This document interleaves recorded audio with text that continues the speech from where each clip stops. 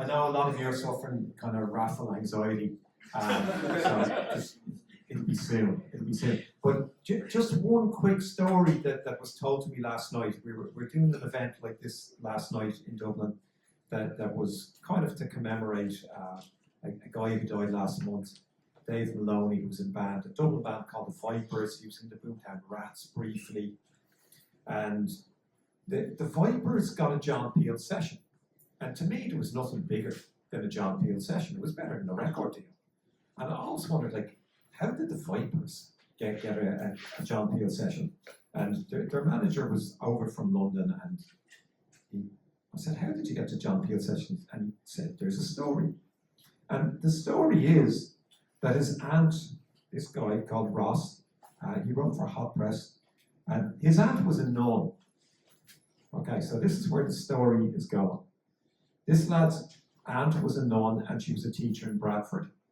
And he started writing for Hot Press. He brought the Clash over for their famous gig in Trinity. He worked in the Students' Union at that stage with Ian Wilson, who went on to do the Fanning Show then.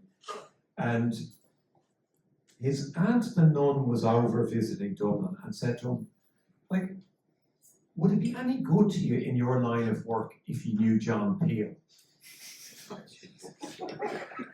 You know, like most nuns of that year, of 1977, would have said to their nephews.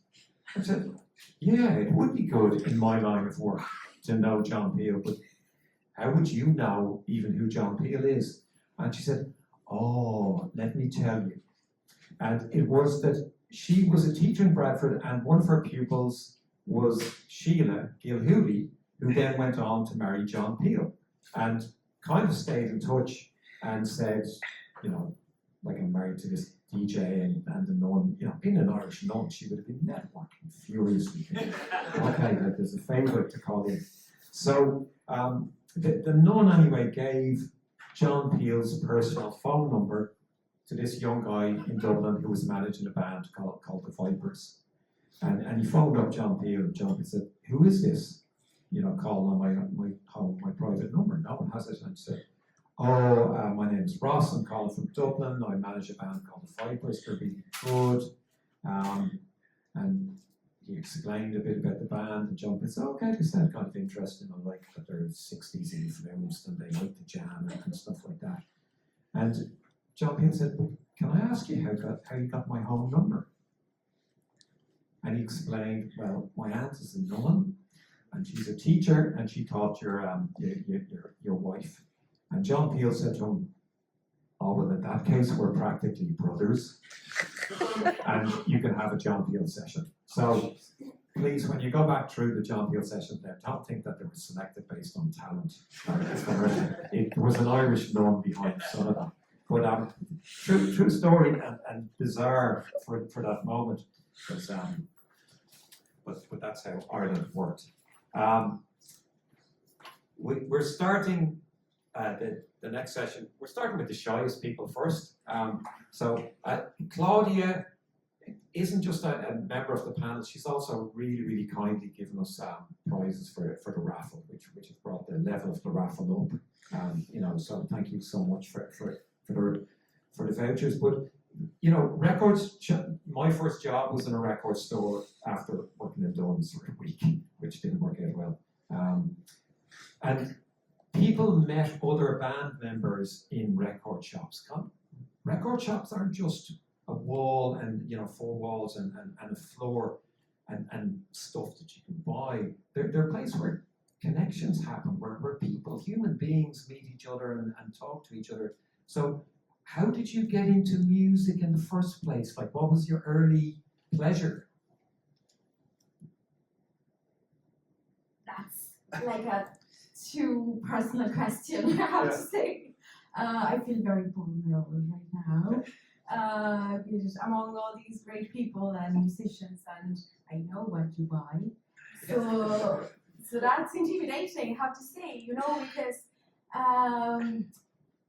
having a record store apparently gives you a gale of many things. I don't want to call them prejudices, I won't, but it does, you know. So people might think that they come home and they say like, "Are you a musician?" Well, no. So it's like, "Your father was a member of a famous band?" Well, no.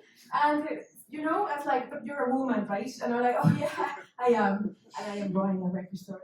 So there's a lot of yeah, all these I suppose preconceived ideas of who can run a record store, and I'm not even Irish. Forget about it. I'm not even from Cork. So it's like that's a big thing, you know. So when Martin invited me to come here, I was like, "Martin, I need to know the questions," and he said, "No, don't worry, you'll be fine." But I have to say that I was thinking like, what would I like to talk in? Well, because I know the book, I don't know the scene yet, but I know the book. So I was kind of think about my early memories about music, and I will skip this the almost done and have a farmer's things like that. But we are going to. So I thought of different kinds of music, and especially kinds of more about genre. And it happened that just last Friday, a guy came and he said that he has a podcast and things, and he started asking me questions that apparently he's doing around Cork, and that was very funny because he said, "So, is there a song that made you feel like imposter syndrome?" And I was like, "Well, thousands, you know." And he wanted me to pick one. And what I told him was that there was two main genres that I would feel very fake, maybe. And one is classical music, because I'm not trained in classical music, but it happens that I go to classical concerts recently because my daughters, they are playing instruments and they are being trained in classical music. So we go there and it's nice and I can enjoy it, but I don't belong, let's say, you know. But well, it's not like I'm traumatized or anything, just a comment. And the other one is the Irish traditional music, because after almost 11 years, I now get this joy of the Irish traditional. I kind of love it, and those girls, they have, you know, they sing, and one, when she's playing violin, she would get the wee, and they clap and they dance, and we enjoy it. And so I told him that, you know, the Irish traditional music that we stock in the shop, and I am chasing in all the time, and apparently nobody else wants it in Cork, they end up in our shop and attract, I don't know, people interested in that, like, I don't know, there is a range, academics or just tourists, or there's a range looking for that kind of music. And I told him, like, yeah, that's music that I feel like I have inserted myself and the other family, maybe. And the first song that we added to a playlist was actually the Irish Robber. But it happens that we listened it, we just landed in Cork and we were listening, so we added to a playlist because we do that all the time. And but it happened that it was the Pogs version. So I would say that that would be maybe our introduction to the Irish traditional cover by somebody else. So yeah, that would be. That's a very fine introduction. And any other, are there songs that when you put on in the shop that you see people change? You know, that are there floor fillers in the shop? Definitely. Finish Go Deep is one. That is, both records are very good, but the first one, everyone loves it. It's like, I don't know, it has something that they can stay, they can feel relaxed. If we have it, they will buy it. It's amazing. And in general, I would say jazz is a good thing to have, because it's a lot of people ask like, what is that?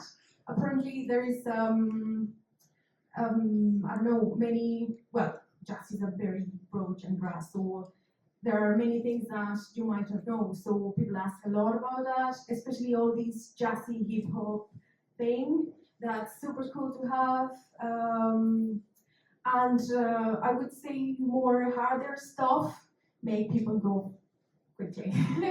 So when we are in a busy day, we avoid it in general. But yeah, I would say hip hop, jazz, and yeah, all the deep house. Because if you put other electronic, that won't work. No. Claudia Hernandez, thank you so much.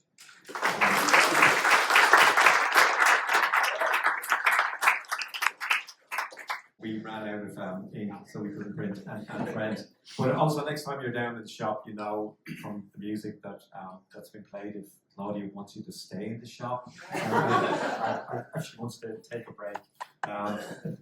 And Cormac, you know, on the first panel we're talking about, you know, people who curate music, people who introduce other people, people who are champions of music that might not be so popular. So where did your passion for music and kind of for eclectic music in your case, where did that come from?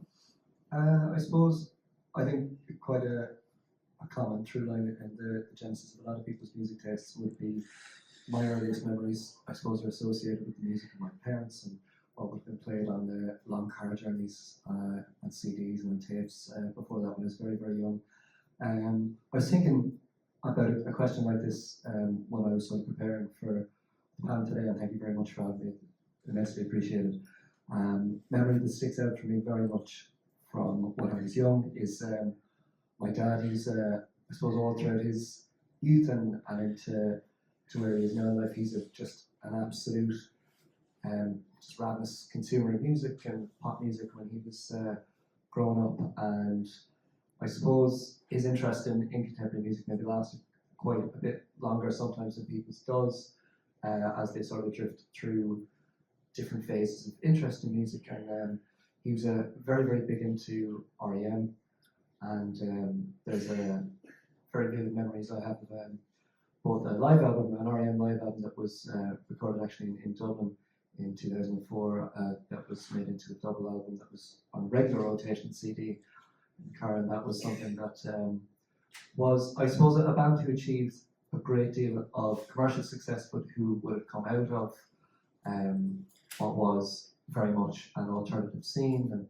you know, mentioned earlier, and working like Michael Azareth and stuff, and he would have written a course about that sort of underground 80s American music that would have been contemporaries of REM, and they're a band who, I suppose, early memories of their music would have been my first memories of something that is just slightly left field and distinctive, and it's something that I very much carried with me throughout my life. And I suppose I grew up in the countryside, so the consumption of music was kind of a sort of a solitary experience. I suppose I didn't find out really about an alternative music scene in Cork until maybe my secondary school years, when I started going to secondary school in Bishopstown Community School, and my first brush with alternative music scene in Cork, and the thing that really kindled my love for it would have been classmates of mine doing underage gigs, and I was delighted to hear those spoken about, because although underage gigs have always been something that I suppose take place in fits and starts in Cork, the ground floor of the YMCA in Cork has put on some wonderful underage gigs, and I had classmates who would have been in bands at the time, who would have been the first people with whom I could really, I suppose, share a lot of music with. Just due to where I lived for much of my youth, I'd always be listening to a lot of CDs and looking up things on YouTube and going down weird YouTube rabbit holes of strange music, which is a wonderful thing to do. But once I suppose I had that more communal aspect to it, it just really, really struck a chord with me, no pun intended. And I suppose even my school years, you've had great gigs in the YMCA, bands who are still going today, like The Drive, Subbed Out, members of whom would now be in bands who are experiencing quite a bit of notoriety in England, like Pineapple, thank the Mary Clares, whose members are now in bands like Little No, who are doing great things in Cork. And that would have been really the start of it for me. I had an older brother as well who was involved in music journalism, who Julie would be friends with as well, in UCC at the time that I would have been in school. We'd be very close, and we've had great conversations about that. That opened my eyes further to just wonderful things happening in Cork, and a gig that sticks out for me very much in terms of the really eclectic, strange, and inimitable music that was played in this city was a jazz weekend in 2019, I believe it was. I saw a gig in the Kino prior to COVID, and I suppose the Kino going through changes in the way that it operates as a venue, but it was the brilliant band Fixity in Cork, this sort of uncategorizable rotating collective spearheaded by Dan Walsh, who's a great music curator and musician in Cork. And opening for them was Elaine Howley, who plays with the Altered Hours and also has released brilliant solo stuff in the last few years. And that was, I suppose, as one of the first gigs that I would have been to that wasn't an underage gig or wasn't, I suppose, a local gig that would have involved something that I knew. It just was truly eye-opening and mind-bending.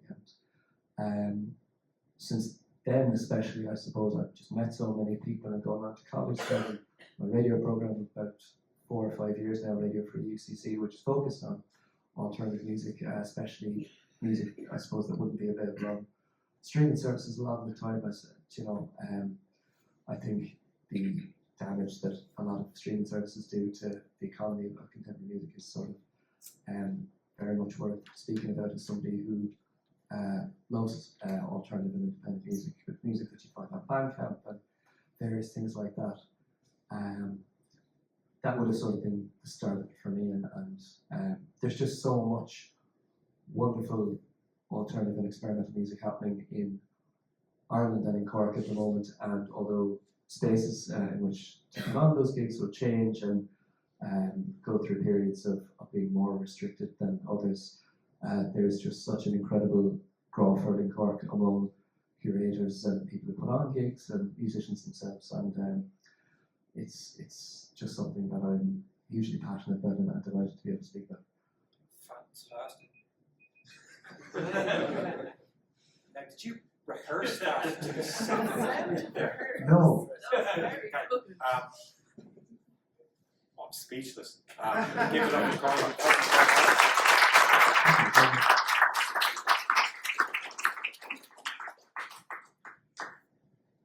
And again, people who put on gigs, people who have a passion for music and want other people to be entertained. And yes, sir, like, what's your background and where did you find that love, that draw for music? I never played it. I dabbled with a guitar, but nobody wants to hear it, trust me. I was just a music fan, really loved music like since I remember being handed a mixtape of Blondie as a kid, and I think that was just kicked it all up. I really loved going to gigs, but I started going to gigs around 15, 16, and also really loved the whole social aspect of it, the whole to kind of the bonds you make with friends and other festival goers and so on, and even the connections and how it all seems to revolve around music. It has done for years, you know.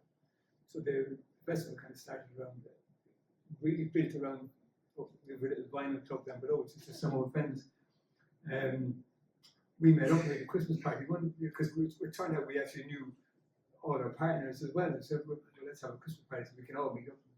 At the end of it, we're standing outside and going, he's in that band, she's in that band. So we was kind of joking about we should put a gig on and said, we should put a concert outside.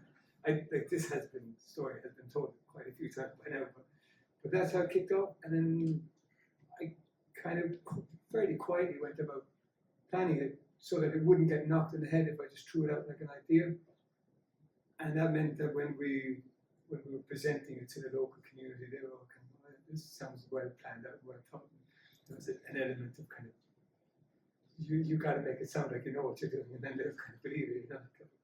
So that worked well, and we got the first one off the ground with 3 local bands, 2 bands from the city. There was Junke and Pretty Happy headline, And since then, it's kind of followed the formula of mostly local bands. We've been giving a prize out to UCC's band winners, which is really good because they bring a nice crowd and they're you know, it helps get word of mouth around the college and that whole music scene that's out there and so on. And then we kind of learned along the way something I didn't think about is the fact that it's volunteer run and not for, you know, not that it's not for profit. We're trying to break even. We're trying to make a bit of money if we can to ensure it go ahead next year and so on.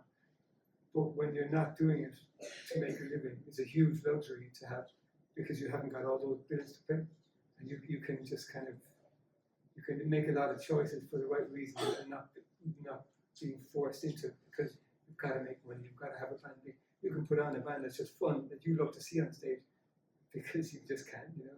So you can make a lot of decisions for the right, you know, for reasons other than trying to pay the bills, and that's a big argument. When you talk to people who are doing it for a living, they're under different pressure than we are, and we could kind of technically we could lose money that just closes down with go grand, but no one loses their livelihood over it, you know. And you can make a lot of good choices along the way on the basis of. But no, I hadn't heard that story before, but it was that organic. It was just a couple of people sitting around talking about music and deciding, let's put on a festival. It wasn't anything grander than that. Well, no, I mean, the concept kind of came easily from a couple of things that happened along the way. Like my wife and I went to see, it was Touch and Go, you know the label, Touch and Go? They had a 25-year anniversary over in Chicago, and we travelled over to see it. And it was in a car park, and it was 2 stages at either side of the car park. And when there was 3 days of gigs on, and tickets were, I think they were like 40 quid or something, really, really cheap. And when one gig was finished, the crowd would just turn around and the other gig set up and off we went. And it was completely no frills. And it was probably one of the best things I've ever been at. I don't remember the food stall. There was probably a burger stand, but it didn't. All of that stuff was all secondary. So all that stuff that you get at when you go to a festival, and it's nice, like, you know, it's nice to have, you know, all the what I call all the frills, everything that's not the stage and the PA. That stuff's all nice, but you don't really have to have it. So down with us, we discovered along the way that simple formula is kind of working to give people, so between bands, we've been approached by DJs who were really nice and they were offering, could they do DJ? And we've kind of left it at, we like the kind of quiet spell. So Martin does DJ, Martin does a playlist for between gigs, and it's kind of, and even that stuff you can add a bit to, you can get friends to come with ideas for Martin, so they're all involved a bit, you know, feel part of it. But when you give people that quiet spell has turned out to be a good thing. Because everyone's meeting and they're talking, and it's nice, and it's a nice small local festival. So chances are people know a lot of people there, and they're bumping into them there, and they catch up, and so you're building this whole social thing around it without, like, it's just a good day out. There's so many little good things that happen around it that kind of get stitched on, and you make sure that the guy who's doing food sends out a good vibe. That when he goes there, everyone who goes and buys pizza off the guy, because he's a sound guy, will feel welcome, and they'll leave. And because all the guys working there are volunteers and neighbours, they're meeting you with a smile. And it's just all that stuff that was kind of accidental, it's just beginning to add to it, and you just get a really nice day. And like I'm guilty of reading way too much into it, but when you turn on the radio, you will hear about mental health every single day, and no one's really coming up with kind of solutions. Like, but I would say something to give it. I'm sure Stevie G knows it. Like, with all that stuff that he's doing, the kids, that's mental health being solved right there.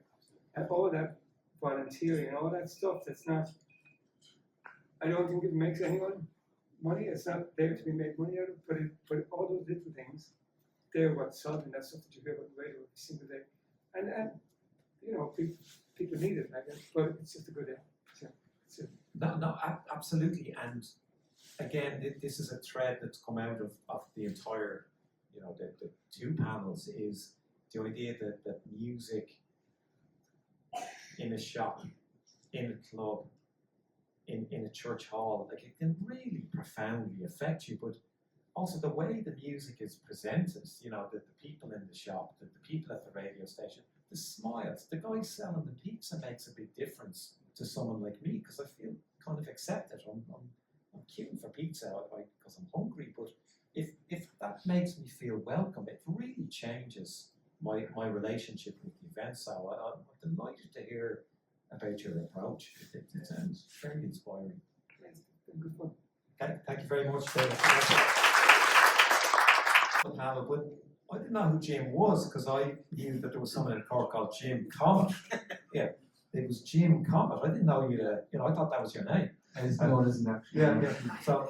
So Jim O'Mahony, like again, you know, I love that people are willing to get on a plane to go to a touch and go showcase or celebration. You know, where did your love of music come from? Jesus. I didn't grow up in a house of music. My parents were absolutely Philistines when it came to music. We had a record player and we had records, but my uncle played bass with the Pixies. So the only records we had were the free records he would give us, which were all show band records. And then I think one Christmas, I was about 8 or 9, and RTE. We had one channel at the time. It wasn't even called RTE. One was just called RTE. Yeah, they showed Hard Day's Night and Help, and I was absolutely blown away. I'd never heard anything like this before. I'd heard of the Beatles. I'd never heard them. And then a couple of years after that, I started listening more to music. The original. I remember I heard a lot of the original punk stuff I would have heard because I was sitting next to a guy in school whose older brother was a militant left-wing Labour guy, but he loved punk because he wanted the establishments all over the world overthrown, and he thought punk was the way to do it. So I would have heard a lot of really early Sex Pistols and stuff like that, which I thought was good. It was the post-punk stuff more got to me because it was more happening. It was more interesting. I think they were kind of pushing the envelope a little bit more. And my kind of light bulb moment was I always had this kind of strange fascination with David Bowie. Because he was different. He was weird, and lots of people I knew didn't like him. So that for me was like that ticked the box. So I remember the first record I ever bought was Ziggy Stardust, and I can remember sitting at home with the record player and my one record there, going, I have to start collecting records now, and that was it. And it kind of took off from there, and then as I was coming to the end of school in 6th year, I started playing a local band called Belsonic Sound. So I played with them for a while, and then I got involved with setting up Comet Records here in Cork, because Cork we always had a really good music scene here. There was always a lack of venues. Like the Arc closed down in the very early 80s. It was never really replaced. You know, there was all these kind of short-term solutions. So no bands would ever come to Cork. Like the last big band that would have come to Cork before the Arc closed was The Cure. And then there was a gap when nobody was coming. But you still had this great scene. You had these great bands. You had the likes of Five Get Out to the Sea, Michael Disney and stuff like that, who were doing really doing clever stuff, who would have been up there musically, say, with the likes of the Virgin Prunes or the Atrix or people like that. But we had no record shops. We had shitloads of record shops, but they were all rubbish. Like, they were all selling the same thing. So we opened Comet we started off in Washington Street. Sorry, not Washington Street, in Oliver Plunkett Street. And it's funny, Steve was on a while ago, but straight out of Compton. The day he actually would have arrived into the shop, our two landlords, we rented the shop from the guys who ran the video shop downstairs. And there were two brothers, they were two identical twins. And one of them was really nice. And one of them, if you'll excuse my French, was an absolute wanker. But I couldn't tell them apart. And, we had a run-in with the evil twin one day. So to piss him off, I put the speaker out the window onto Oliver Plunkett Street and stuck on straight out of Compton and blasted it out onto the street. Now we ended up in Washington Street shortly afterwards. Long story short.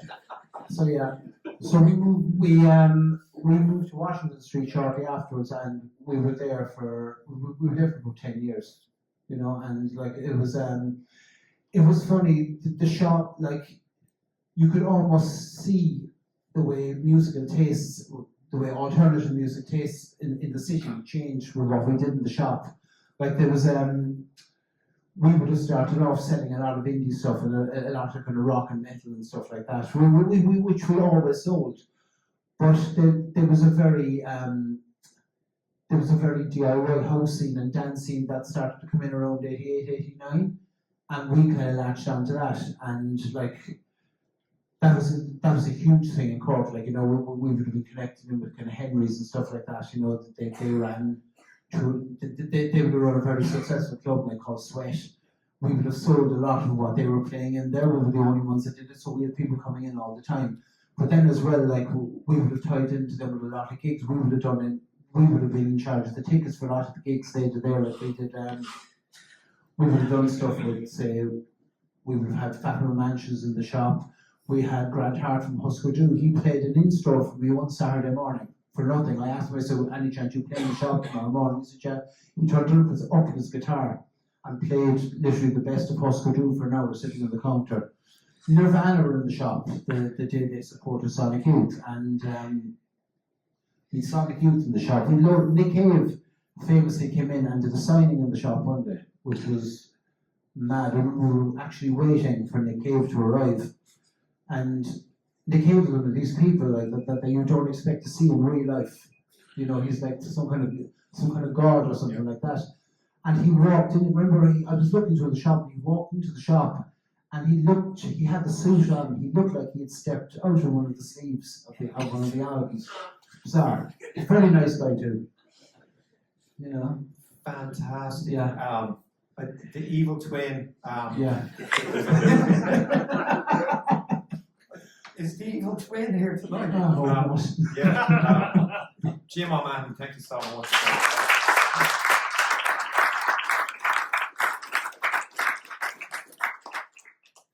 I've done my stretch, so I don't know how fast I can talk in 6 minutes.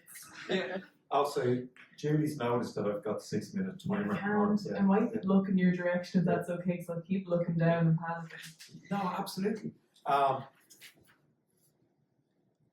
I love Julie's band. I'm a huge fan of I Dreamed a Dream. All of the good people here have been arranged pretty much by Martin. And Martin said, will I ask someone from I Dreamed a Dream? And I said, yes, please. Is it silly if I advertise a Dublin gig? But you should all leave Cork and come up to Dublin to see I Dreamed a Dream on May the 3rd. But you probably go and see them all the time. So, Julia, music, how did it seep into you so deeply that, unlike most of us, you get up and perform it and write it and make people like us happy? So, where did music come into your life? Wow. So my mum and dad, my dad was a trad musician. He's played Bowron for like over 40-45 years. He believed everyone could sing if they wanted to until he met my mum's side of the family, and so it was a really kind of split house. My younger sister Avery, who's like, she's like the smartest person in the world, and she's so like just incredible taste, but she was diagnosed with autism at a really young age, and her big passion was music, and it was finding different music and things like that. And it's not kind of a corny or cringy, I don't mean it like that at all, but one of the ways we could actually have a conversation with each other as kids was through talking about music. And at our childminders, she had the Skybox. We had the 4 channels. This is pre-Sarah View, but she had the Skybox, and there was loads of free music channels. There was Flava, there was Channel AKA, Vintage TV, Enemy and Scuzz, Those are the two big ones for us. And she would like watch these channels, and like so would I, and we talk about them. She was the one who kind of got an iTunes library first, and like had her little iPod Nano. And then when I got an iPod Touch, because I was a Discman girly for years, but when I got the iPod Touch, it was her music library that was uploaded onto it, because that's what was available there. And so, yeah, that was just kind of how we communicated with each other. And her taste was actually quite eclectic for the time. Like, she was this 8-year-old in the Galaxy Mountains listening to Animal Collective, and just insane. And then as I got a bit older, and I was meeting other friends and things like that, or just meeting people, it was through kind of music that we talked to each other. I remember going to the summer camp when I was 15. I didn't know anyone. I was quite anxious. I was a very isolated person, and one guy in this kind of group I was on the outskirts of started talking about, like, it's embarrassing now, he's talking about Alt J. I was like, I've heard of them. And I developed these really wonderful friendships with these people from talking about music. And then I got to college and got really into, before college, my cousin snuck me into a gig in Workman's when I was 14 years old. I'd gone up to see the 1975, and she was like, we'll go to this one first. And I was this kid in Workman's, and it was amazing. And for years I was like I read my diaries and went home a few months ago, and I was like, I'm gonna move to Dublin where the culture is. And financially not possible. And sure, look, here we are, delighted to be in Cork. But yeah, it was always just a way of communicating with people, because I was a very shy person, and music was this amazing mediator to meet new people. And it's how I met Ellie, and that's how we started I Dream by Dream, and it's brought me so much. And then the point of actually getting on stage, I played piano. I was really fortunate to be in a position where I learned piano from when I was 9 to when I was 18, and I was learning it through this kind of exam academy style sort of environment. And there was so much pressure that when I was 18, I had this very distinct memory of us practicing for the Leaving Cert. I was practicing my grade 8 exams, and there was just one morning where I pressed down the piano and it just sounded like chalk being crushed, and I was like, I can't remember my love for this instrument anymore. And then I went to college and I was doing arts, and I was like, I don't play music, I just watch it. I can appreciate it, and at the time I had no confidence in myself musically anymore. So I was like, I love writing about it, I love going to gigs, like I will support my friends and support these people in doing it, and you know, because I can't do it myself right now. And then I met Ellie, and again it was a thing of like DIY gigs. We were walking from like a teletext gig to like another gig that was happening in the Roundy, and on that walk we were like, we keep talking about how much we want to be in bands, like let's just start one. And we just jammed away for years. And then Claire came in, and Neve Hayes came in, our friend Laura Janine came in, and it became this really wonderful thing. But the night before, because we were a Simpsons Wave band called Patty and Selma before we were I Dream by Dream. But the night before our first gigs, I Dream by Dream, which was opening for Trá Fáidín in the Corner House, Claire had accidentally written the bass a few days before that, and we were a real droney kind of moody band.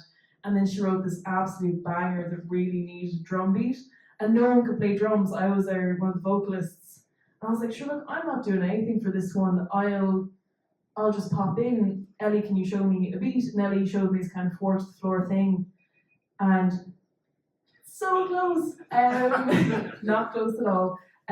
So I played drums for the first time, I think 2 days before our first ever gig, and then the morning after, the lads were like, do you want to just play that forever? And I said, yeah. Fantastic.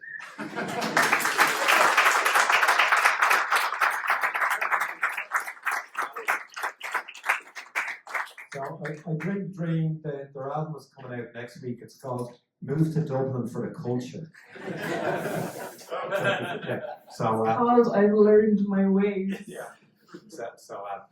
That lesson has been quickly forgotten and we've scrubbed that from the tape. But thank you so much to Mark and to everyone in the library here for hosting us. You know, we had an idea, and the idea was to ask people who we admire about records they liked and about music and then what had mattered to them. And you know, the book became a book, and then we had a fanzine out of that. But now we get to go around the country talking to people like all of the panelists. So we don't take it for granted, and this has been such a pleasure. So thank you to everyone. And the raffle, if there's any honest people here, we will get the raffle sorted very quickly. And thank you so much, everyone.